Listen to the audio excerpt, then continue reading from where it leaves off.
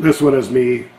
It's from the heart, and I'll explain how I made this fractal holographic realization and the resulting beauty and perspective change it entertains. To start with, we live in a black hole of sorts, as some who take a beating for suggesting this tell us. My caveat is that this is more like a singularity turned inside out, or like a particle wave phenomenon on the cosmic scale. I cover this in the end of Book 2. We have, I propose, been looking at this in a materialistic left brain way. Check out what you get when you include energy and consciousness and dissect the fractal. An atom has a center point, or singularity, with an energy field around it. That's why we perceive such a hollow thing as solid. We start this hologram with the initial singularity and aura, the building blocks of matter. Our DNA has a 0 point or center at the split of where the DNA strand takes place, and it looks like a tiny black hole from the top view, and has a tiny field of energy around it.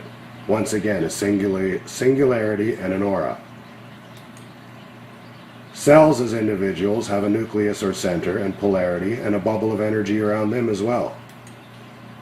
People, or any living collection of the above components, have a centered perspective or individuation and a heart and a conscious core, and most certainly an aura. Science tends to sidestep this conflicting evidence, but trust me, everything alive has an aura. They're going to end up eating some shorts in this regard, and I suspect fairly soon. Planets. Now realize my implication is that the Earth is alive, which is not the standard view, although I would argue you couldn't live on a corpse, and the evidence indicates it indeed is and conscious. But again, we have a vibrant core or singularity, an atmosphere and a magnetic shield, and an obvious singularity and aura. We just live on what we could equate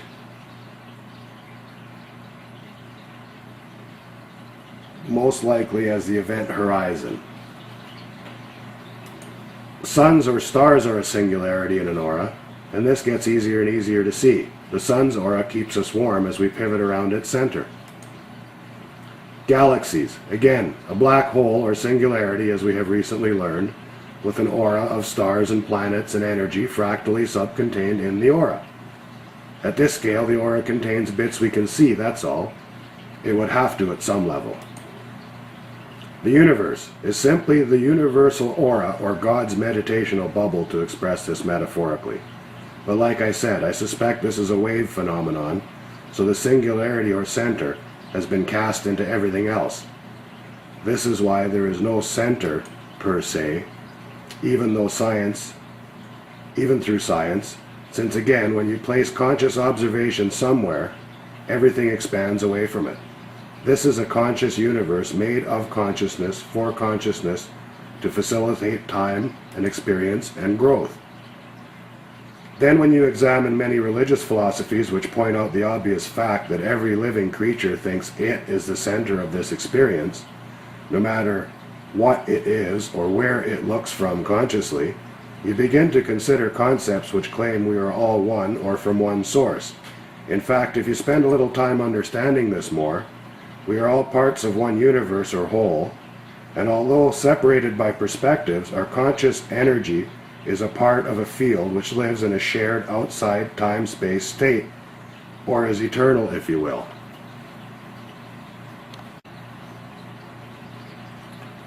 So even if you can stretch far enough to consider what I am saying, we still want to know why.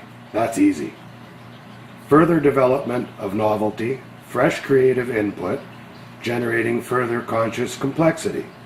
And chocolate and sex are pretty good. Again, the ancients got this long ago with the message left for us on the Philosopher's Stone. The evolution of consciousness through the alchemy of time. We are transmuting consciousness.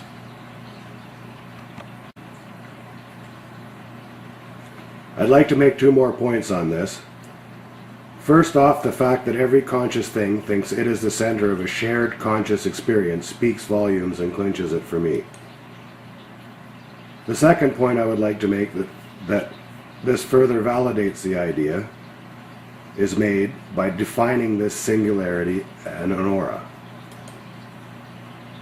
A singularity in this context is individual. or local consciousness, an entity in some fashion which is deceptively individualized as a portal of experience for the very same whole, outward causation. An aura is a non-local or shared information or energy which is reflected back onto and changed by the individuator, or inward causation, again at all levels. We say on heaven as on earth, or as above, so below, as metaphors to explain upwards and downwards causation, and local and non-local consciousness, or morphogenetic fields. I think a singularity in aura as a duality expresses this best because the concept works as a fractal. This obsession to understand our universe can be seen in how we try to glean this by defining our boundaries, although I suggest the answer lies elsewhere. The conclusion we could better be served by is that no doubt several universes make up something even larger than we can conceive and understand on our scale. And that likewise, no matter how small we manage to see even smaller particles, I'll bet anything that even smarter particles comprise these. The answers lie in how it all works, not how big or small it gets, now that we know it is fractal, holographic, and infinite. Now the point of all this mental masturbation is to make a very important realization, well, actually a few. This whole shebang was constructed for our benefit, as individual perspectives, the science proves it. The concept of your essence or energy imprint being maintained after your mortal coil shed becomes factual. The ancient information is not as messed up as we thought it was, and again, we were the messed up perspective being applied. Concepts which define God as a force or ever-present energy or light or vibration actually fit this new information. This means that universal consciousness exists, but that the standard church interpretation of a man on a throne who needs money and has a pit to cast you into are wrong. My book was written not to dictate, but to inform, not to offend, but to stir open debate of taboo subjects. We need this. I feel that closer examination of any of these subjects will lead to the next subject for the curious, as well as to some much needed and stark realizations. We need to replace the man-God-slave ritual with a revised, better understanding of what was really meant. This would propel us into a new age, save the earth from destruction, and give rise to a holographic version of morality with no need for a big brother mentality, which allows a minority the bulk of the wealth, knowledge, and resources to be possessed. Our entire reality is based on consciousness and our ability to perceive it and the quest to understand it. When we realize our entire reality from the atomic level to the universal scale is one thing in two states, just like we are, I'm betting we will better be able to define ourselves and God. I owe you one more gotcha that makes some angry and some freak out, but really makes people consider that this is all one story told from multiple perspectives. If you go back and reread Genesis in the Bible and remember the part where God kicks Adam and Eve out of the garden, Genesis 3:21. Unto Adam and also his wife did the Lord God make coats of skins and clothe them. Remember this part, and I'll move on to make my point.